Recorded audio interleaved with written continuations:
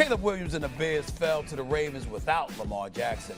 This weekend, Williams threw for nearly 300 yards, but also got picked off in the fourth quarter deep in his own territory that led to an easy touchdown for the Ravens. The Bears lost the game 30-16 to end their 4-game winning streak.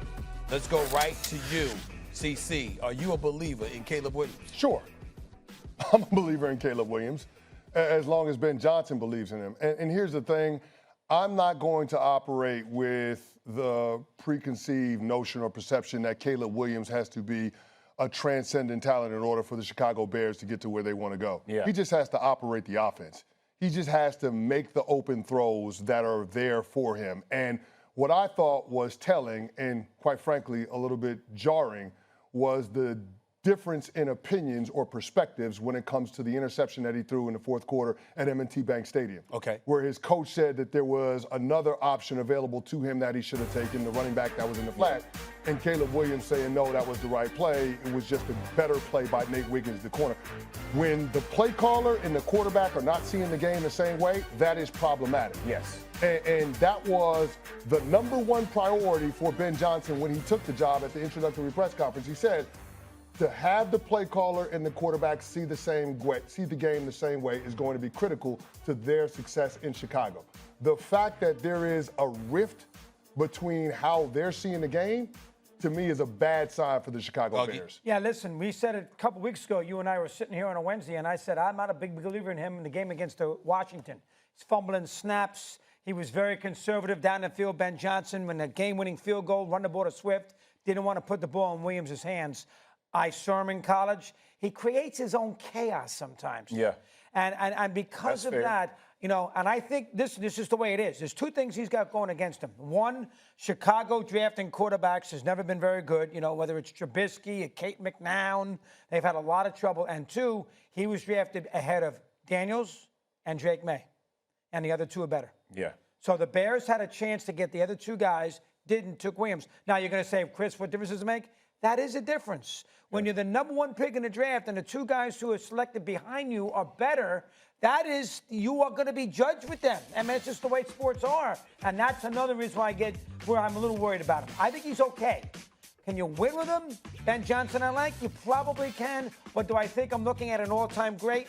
I do not. Yeah, I'll say this. I am a believer in Caleb Williams, and I do not think that growth is linear at the quarterback position. And the reason I'm saying that is, like you said, he's making some progress. But to your point, when you come out post-game and you say, no, I made the right throw, you take money. Right? Like when you got profit, you don't leave it there. That profit was the back coming out of the backfield. You throw that ball, he goes and gets you a first down, you move the chains. It doesn't always have to be the ball past the spot, right? Like allowing guys to play within the system is what Ben Johnson is trying to create. The problem is Caleb Williams hasn't had a ton of coaching like that yet. When you talk about the Drake Mays and you talk about Jaden Daniels, Drake May has Josh McDaniels, who is going to tell him this is where the ball, but he still gives you the chance to take the shots. But he's going to say, no, this is house money. We're taking this every time, right? In the flat open, take the first one, right? And so, Kingsbury with Jaden Daniels last year was very similar. They did some great things together, but it was conservative. It wasn't a lot of until Jaden Daniels starts putting this deep ball, and everybody's like, golly, this guy can put the ball down the field. Caleb Williams just needs time under a coordinator like Ben Johnson to teach him and show him, no, this isn't how we win football games. You don't put the ball in harm's way backed up, right? We take the check. Even if we got a punt, we got a good defense. But I think that's a learning curve for Caleb Williams. And like I said, it's going to go this way, then it's going to go up, right? It's never going to be just consistent learning because he's got habits that he learned in college where you can't get that in the NFL. Fair, but here's where my trepidation comes in because I believe in him as a talent. I really, really do. I look at his body, I look at his arm strength, I look at the requisite throws he's capable of making, and I'm saying I think that he's got it and he could be special. That's just how I feel about him. But I'm not going to ignore certain things. Number one, when we look at Caleb Williams right now, all right, give Chicago credit. They've already scored more points in 7 games than they did the entirety of last year. Yeah. Okay. A lot of people look at Ben Johnson and they say it's his system. Obviously, in a revamped, improved offensive line, he's certainly getting sacked at half the rate that he was getting sacked last year when he was sacked about 6-8 times. We get all of that part, right? But then I got to also look at this fact, too. What are you doing under pressure? He's the lowest rated quarterback when passing under pressure in the National Football League.